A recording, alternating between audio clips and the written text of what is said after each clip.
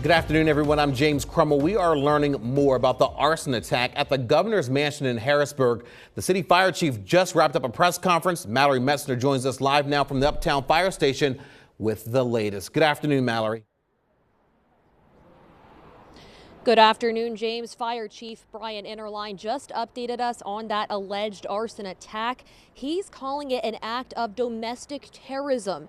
Take a look at our video. Police say the fire was set while the governor and his family were sleeping inside the residence. 38-year-old Cody Balmer of Harrisburg was arrested. State police say Balmer was seen climbing over the perimeter fence and breaking an exterior window with a hammer.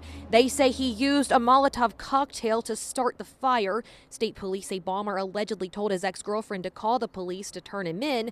Police said Balmer admitted to officers that he harbored hatred towards Governor Shapiro and that he removed gasoline from his lawnmower and poured it into beer bottles at his home to create his Molotov cocktails. The paperwork also says Balmer told police he knew there was a possibility the governor and others were inside, and he would have beaten Shapiro with his hammer if he encountered him.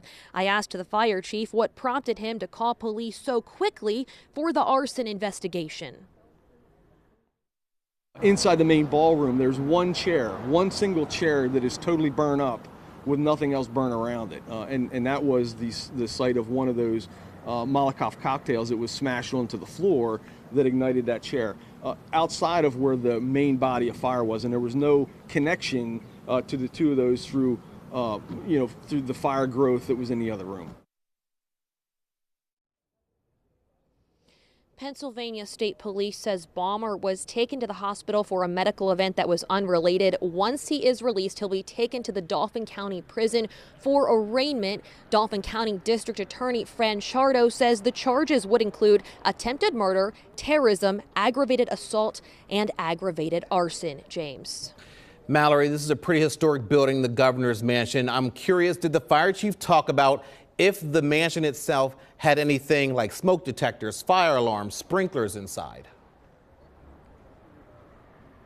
Yes, James, the fire chief said that there were fire alarms. They were sounding during the fire. He said that he hopes when the renovations happen at the governor's residence that they'll install a sprinkler system because they didn't have a fire suppression system like that at the time of this fire. And did the fire chief talk about the extent of the damage itself? Yes, he talked about the extent of the damage, everything burned up on the inside where they had gone in to fight the fire. He said that they had to cut down a few gates to get inside, so they had to force entry to get into the building, which made it even more difficult just because of the high level of security being the governor's residence.